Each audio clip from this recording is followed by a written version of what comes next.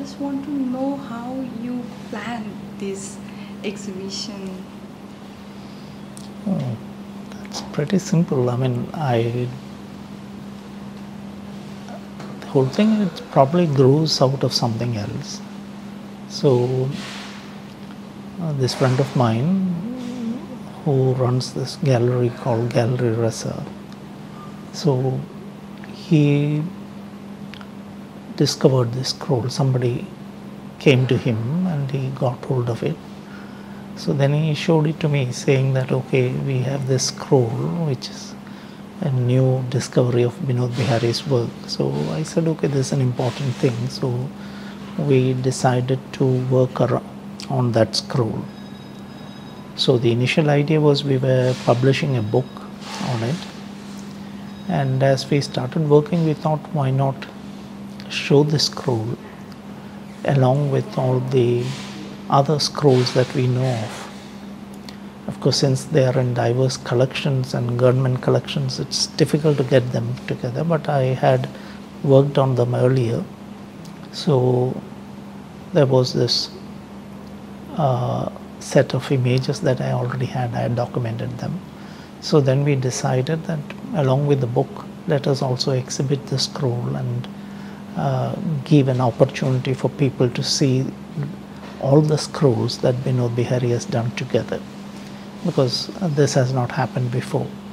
Because we did show 2 scrolls for the centenary exhibition, which was curated by Ghulam Sheikh and me jointly. But at the same time, we didn't have access to other things. So we thought that we have this one major scroll, which is an important work, and along with that show the other things. I mean, so that's how the exhibition happened. So mainly scroll painting made you to paint? Yes, because this one scroll that we got was a very important one. One, it is the earliest known scroll of Benode Behari, and 2, it is the longest scroll that he ever painted. Okay, it means how? It is about 44 feet in length, so that's quite a long scroll. And it also has other features which make it somewhat unique, because it looks at the various aspects of the Shantiniketan landscape and brings them all together in one piece. Because the later scrolls, he has preferred to look at one aspect of the landscape. So this is the scroll where you can see all of them together. So that's also an important thing.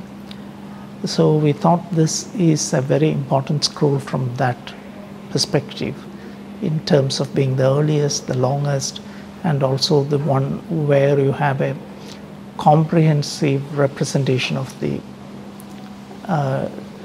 landscape of Santiniketan. So, but then unless you see it in relation to other scrolls, probably you don't understand where the significance lies, and also how he developed as an artist and so on. So we thought that even if it is through digital reproductions, we will show everything that we know about him as a scroll painter. So bring them together. How many scrolls? We know of 4 other scrolls which exist in more or less, I mean, 3 of them are incomplete. The 4th one we are not sure, but it seems to be complete. So he did paint a couple of other scrolls which we only have in fragments now. They were destroyed, so we only have it in fragments. So this is bringing all of them together. And also because what he did in the scroll got another kind of expression in terms of a mural that he did on the ceiling of one of the hostels. So that mural should be seen as a culmination of all the interest that he shows in the scrolls, because it has similar characteristics.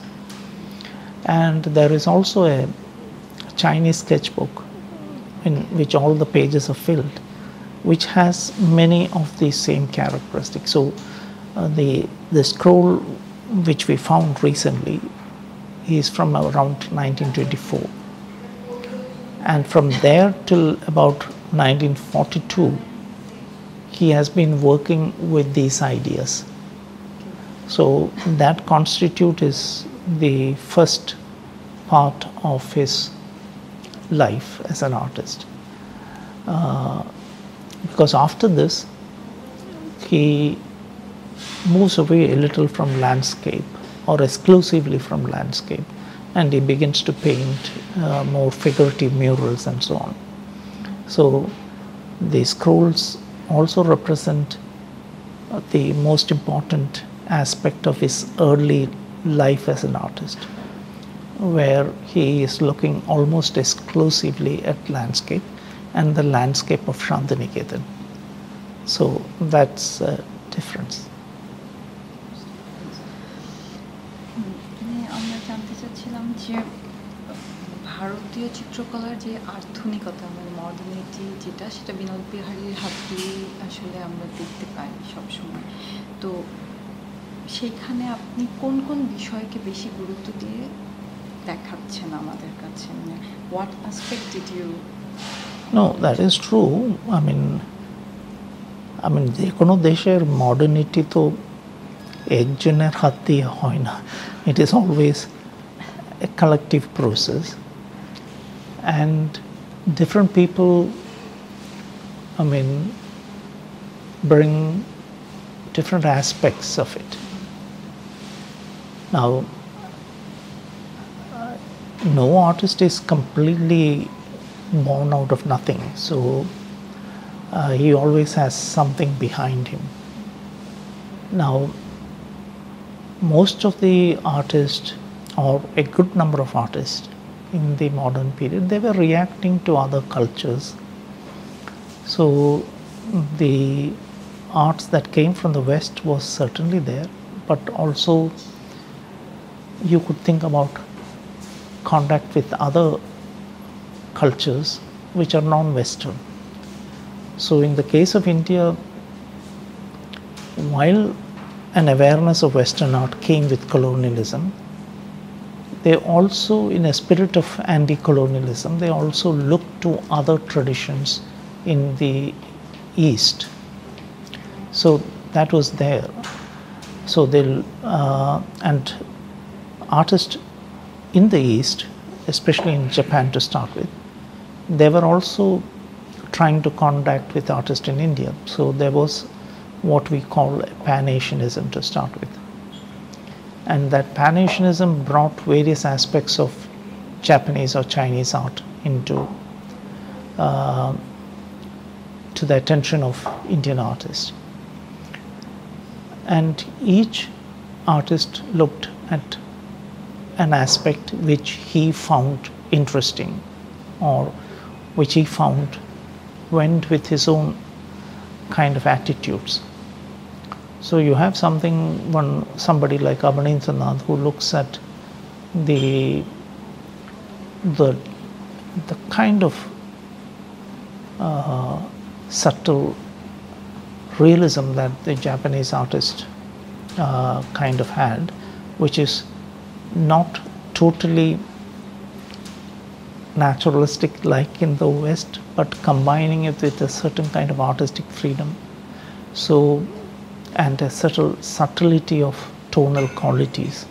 So inspired by them, he developed what you call the wash painting. But it had its foundation in a certain kind of naturalism which the Japanese practice. If you look at Rabindranath, he was more interested in the way they dealt with space, points of view, and he was more interested not in the paintings but in the prints, or that perspective which the prints brought in. For Benode Behari, there were other interests. He was interested in the hand scroll format, and he was interested in calligraphy. So each one of them is taking something that he finds important to him for his art, for his development as an artist. Now the hand scroll had certain special characteristics. One is that it's a long horizontal thing. So what you can put into it is not what you normally do in a landscape painting, which is a view from a particular point. But here you are representing a whole place. So not views, but a whole place with various characteristics. And you are not standing at one place, but you are traveling, you are moving, you are looking at things. So it's actually like moving through a landscape or seeing a place. But also what happens is that when you normally do a landscape, you think, okay, I am going to frame this beautiful piece. You don't know what's to the left, you don't know what's to the right, and you are guided by something which you think looks beautiful, picturesque. But in this case, that doesn't happen. You are actually looking at the whole thing. And what comes through is a sense of belonging, a sense of being. So in a sense, the landscape in Benode Behari's hands also become an instrument for expressing himself, which rarely happens. So there are all these changes that happen. So he is greatly in admiration of the hand scroll format. Besides, it also has certain things, because the landscape of Santiniketan is flat, and so it has a horizontal stretch, and so which this format allows him to explore that horizontality of the landscape itself. So all these things, so he takes up that, and he takes up the method of calligraphic painting. But of course he looks at the Japanese, but he also looks at the Chinese, because the hand scroll was developed by the Chinese. So when he looks at these artists, he picks what he wants from these artists and studies that, and then brings something into his work. So that's what I find fascinating with him.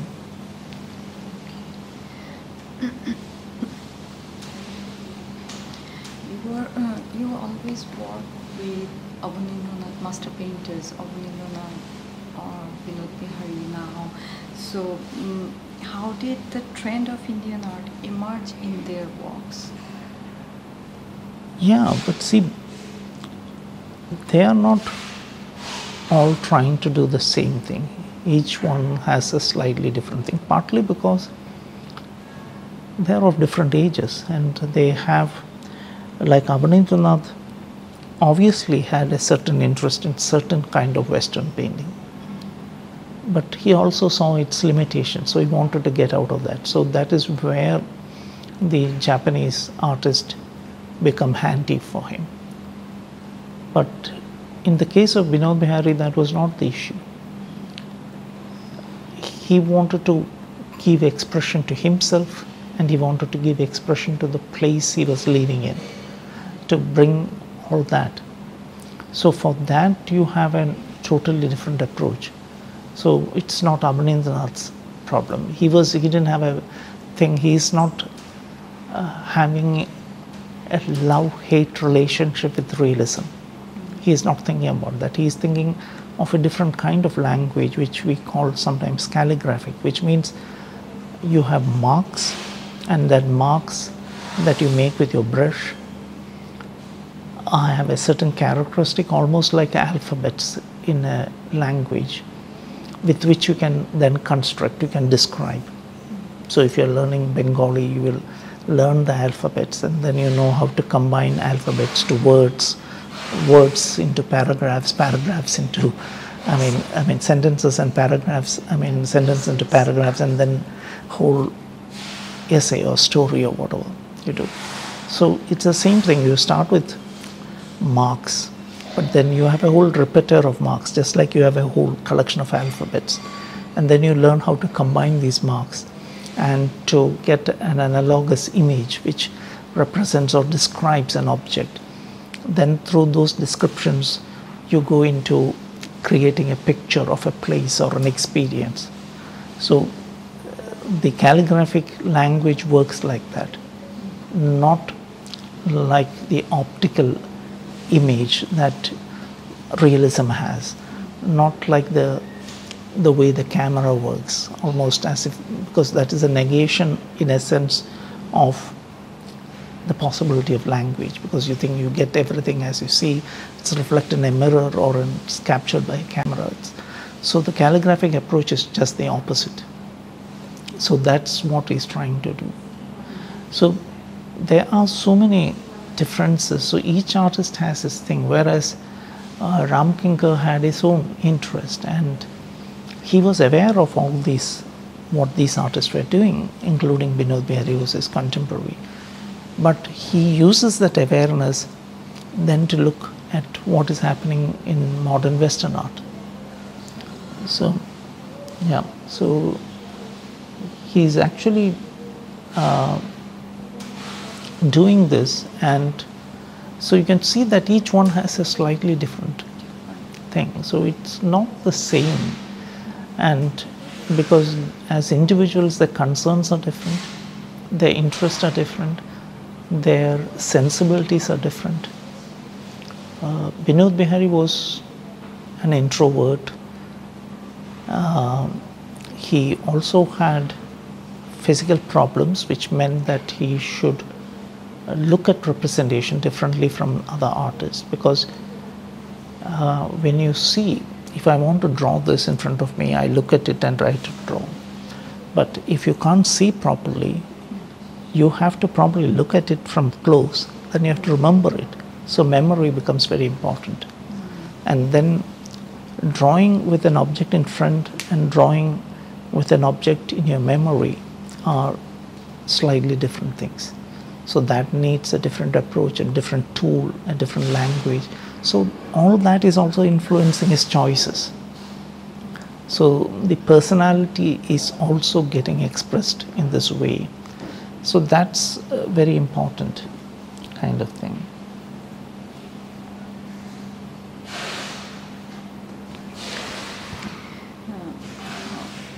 What do you feel the great challenge to take these master artists in different way and present to the new viewers, new generation?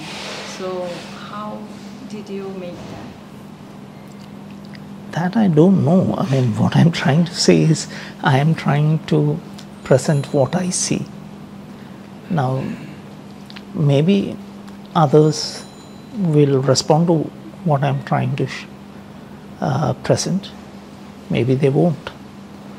But I also think about, I'm interested in presenting them because I don't see them exactly as my predecessors saw them. So I think I have a slightly different way from that of my predecessors. So I hope maybe people are looking at it, they will also develop their own ways. So it's only to bring a person into a conversation, into a dialogue. So that's all what I can do, really. So I'm not extremely sure that everyone who looks at the exhibitions I curate will have the same ideas as I have, or will agree with all my ideas. But I think these are important artists. They need to be looked at. They need to be looked at differently from how they were looked at before. And that I feel may be useful for us. But then how others will look at it, I can't really do anything. In here, what you feel any challenge to present this way? Means in curation, you feel any challenge or any interesting part in every, means different artists, different.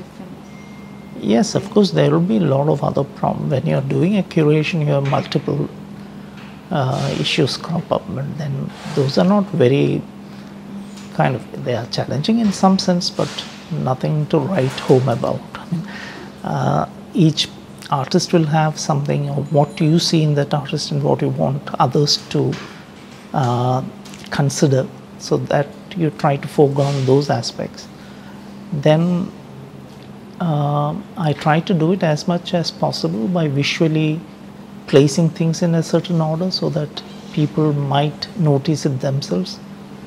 And then also there's a problem of each space as a thing. You have on the one hand certain objects, and the other hand you have a given space, and you have to create a dialogue between these objects and that space. Otherwise it doesn't, I mean, really carry the message properly. So that is something that one has to do. So these are the few things. But then for me, curation is an extension of what I do as a writer, as a kind of thing.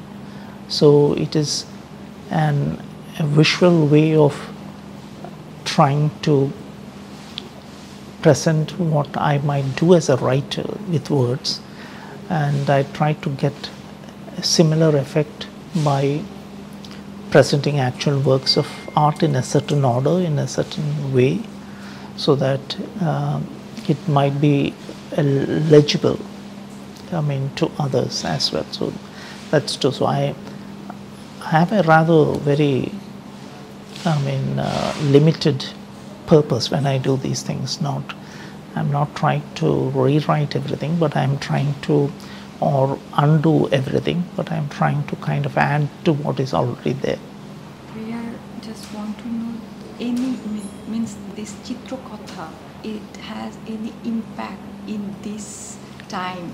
What do you think? Of his writings? Yeah. Yeah, but see,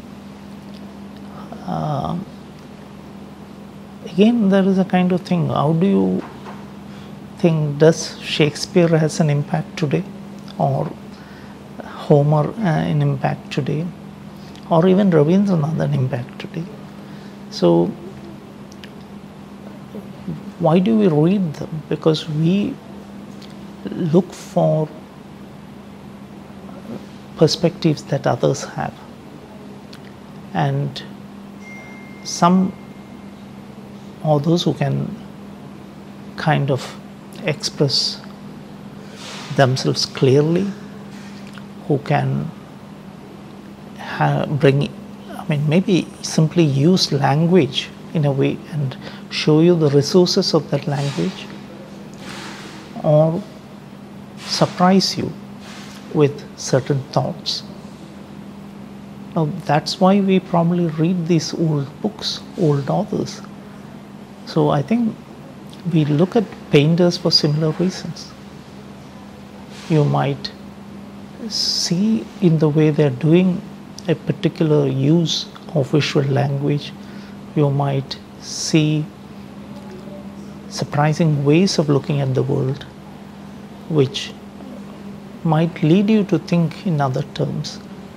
So otherwise, I mean, every person will be forgotten after his period.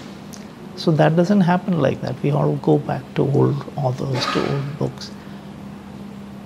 And each generation or each period might get something different from the other people. So some writers might die quickly, others might live longer, or others might be reinvented again and again in different ways. So the same applies to painters. So I don't think that we can say, okay, this is what you learned from this. Maybe what you learned today, after 10 years, it will be a different thing. So, I mean, like, we can think of many things, like as I said, that what does landscape mean to different people? Now, if you look at these scrolls, you might think differently of landscapes. Now, what's the relation between the person? I mean, like most landscapes that we know about, it's almost done by people who approach a place like a visitor or want to sell a place to a visitor.